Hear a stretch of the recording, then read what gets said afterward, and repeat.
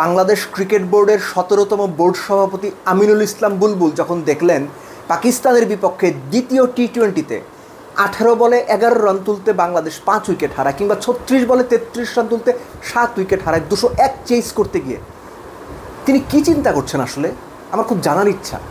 বুলবুল ভাইয়ের সঙ্গে দেখা হলে এটা জিজ্ঞেস করবো আমি। বাছাইকৃত কাঁচামাল ও স্বয়ংক্রিয় ইউরোপিয়ান মেশিনে তৈরি হয় all time butter bun, all time healthy life. আপনি কি ভাবছেন সেটা আপনি জানেন, আমি কি ভাবছি সেটা শোনেন।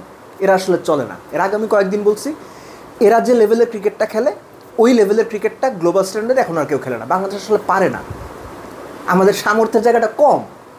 শুধু তাই না, আপনি এখন বাংলাদেশের রেস্ট অফ দ্য প্লেয়ার্স যারা আছে, ধরেন নুরুল হাসান সোহান, নাইম শেখ, ইয়াসির আলী চৌধুরী রাব্বি, তাদের নিয়ে যদি একটা টিম বানান, সেটাকে নিয়ে যদি লিটনের বাংলাদেশ দলের সঙ্গে খেলা দেন ৫ ম্যাচের টি-20 series, there is every chance লিটনের দল হারবে, এটা আমার মনে হয়। এনিওয়েজ ২০১ যখন পাকিস্তান করেছে, বাংলাদেশের স্টার্টটা ভালো হয়েছিল। আপনি ৪ ওভারে ৪০ তুলে ফেলেছেন।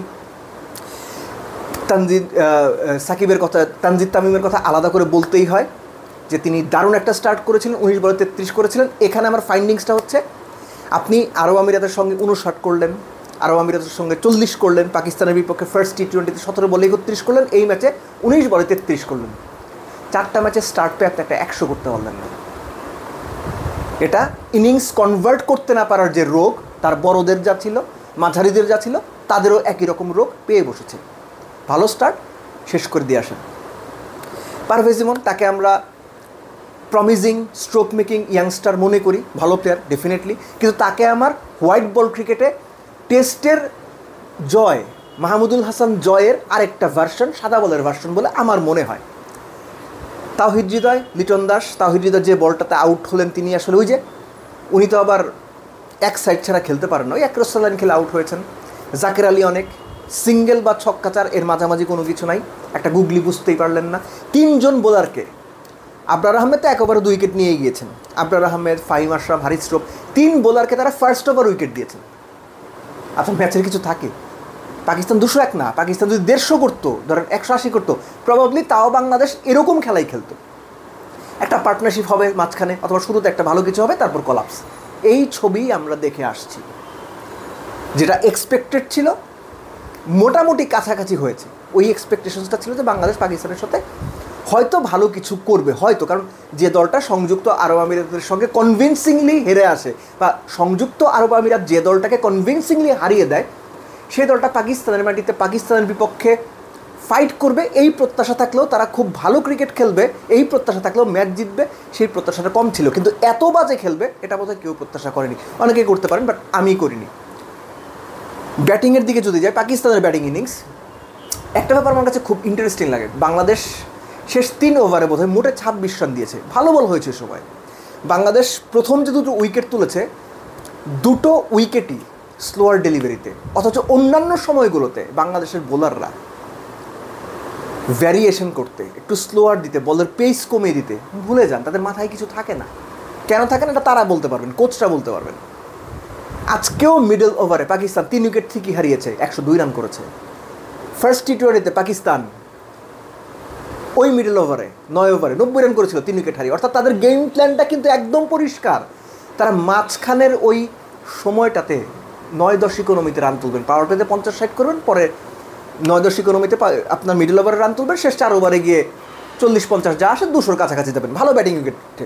একই রকমভাবে তারা ওই ফেসে চলে যান, পরপর 2 ম্যাচে 201 করে করেছেন। আরেকটা ইন্টারেস্টিং জায়গা আছে, সেটা হচ্ছে বাংলাদেশের বোলাররা যখন পার্টিকুলার কোনো প্ল্যান কাজ করে না, ব্যাটসম্যান কি করতে চাচ্ছেন সেটা যখন তারা বুঝতে পারেন না, আমি কি করবো, মানে বোলার কী করবে সেটা নিজেও বোঝেন না যে আমি কি করব। তাদেরকে খুব হতাশ, অসহায় এবং আউট অফ আইডিয়াস মনে হয়। একটা সময় গিয়ে মনে হয় আনারি বোলাররা বল করছে। হাসান নওয়াজের কথা দিয়ে শেষ করব। 4 বা 5 নম্বরে ঠিক, বা 5 বা 6 নম্বরে কী ধরনের ব্যাটিং করতে হয় পরপর 2 ম্যাচে দেখালেন। ফার্স্ট ম্যাচে 22 বলে 44 করেছিলেন, এই ম্যাচেও 191 স্ট্রাইক রেটে যে ইনিংসটা তিনি খেললেন, বাংলাদেশের ব্যাটসম্যানরা ওই জায়গাটাতে কন্টিনিউয়াসলি কবে আপনাকে সাপোর্ট দিয়েছে? দেয়নি। বাংলাদেশের এই দলটার কাছে আসলে এক্সপেকটেশনসের এখন আর কিছু নাই। ডিমোটিভেটেড একটা দল, নিজেদের সামর্থ্যের ওপরে অগাধ আস্থা রাখা একটা দল, যদিও সেই আস্থাটা একটা ভুল আস্থা, ফেক কনফিডেন্স নিয়ে ঘোরা একটা দল, এবং একই সঙ্গে নিজেদের সম্পর্কে, নিজেদের অ্যাবিলিটি সম্পর্কে ন্যূনতম কোনো ধারণা না থাকা একটা দল।